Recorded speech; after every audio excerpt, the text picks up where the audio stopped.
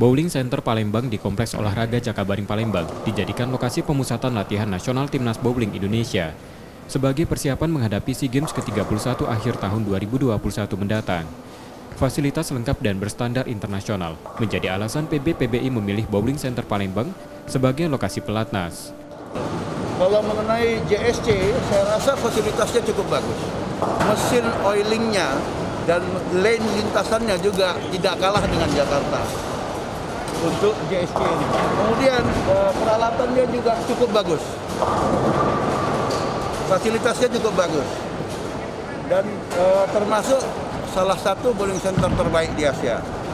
Saya rasa sudah cukup memadai. Kenapa kita pilih Palembang?